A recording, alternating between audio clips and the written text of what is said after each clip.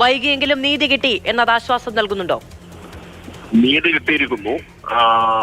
റിജിത്ത് മരണപ്പെടുന്ന സമയത്ത് ഏതെങ്കിലും കേസിൽ പ്രതിയായിരുന്നില്ല. രാഷ്ട്രീയ വിരോധം കൊണ്ടാണ് റിജിത്തിനെ കൊലപ്പെടുത്തിയത്. രാഷ്ട്രീയ വിരോധത്തിന്റെ പ്രധാനപ്പെട്ട കാരണം കൂടി നമ്മളിവിടെ ചർച്ച ചെയ്യണം.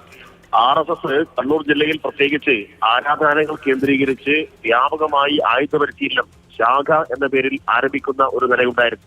അപ്പൊ അതിനെതിരായിട്ട് വിശ്വാസി സമൂഹം ആകെ മുന്നോട്ട് വന്നു. ആ വിശ്വാസി സമൂഹം ഏറ്റെടുത്ത അതുമായി ബന്ധപ്പെട്ട പ്രതിഷേധം അതിന്റെ ഭാഗമായി അണിനിരന്നു എന്ന കുറ്റമാണ് പിതാവ് റിജിത്തിന് മേൽ ചുമത്തിയത്. റിജിത്ത് ഏതെങ്കിലും കേസിൽ പ്രതിയായിട്ടുള്ള ഒരാളായിരുന്നില്ല.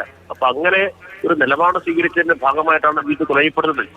RSS ആരാധനാലയങ്ങൾ കേന്ദ്രീകരിച്ച് നടത്തിക്കൊണ്ടിരിക്കുന്ന ഇത്തരം അങ്ങേറ്റത്തെ മോശമായിട്ട് കാര്യത്തെ ചോദ്യം ചെയ്ത അതിന്റെ രാഷ്ട്രീയ വിരോധം കൊണ്ടാണ് റിജിത്ത് കൊലയപ്പെടുന്നത്. അപ്പൊ അത് തീർച്ചയായിട്ടും ഇത്തരം വിധി RSS കടുത്ത തിരിച്ചടിയാണ്. RSS ആരാധനാലയങ്ങൾ കേന്ദ്രീകരിച്ച് നടത്തിക്കൊണ്ടിരിക്കുന്ന ഇത്തരം കുൽസിത നീക്കങ്ങൾക്കെതിരായിട്ടുള്ള വിധി കൂടിയായിട്ട് ഈ DFIയുടെ സംസ്ഥാന സെക്രട്ടറി VK സനോജിന്റെ പ്രതികരണമാണ് കിട്ടിയത്.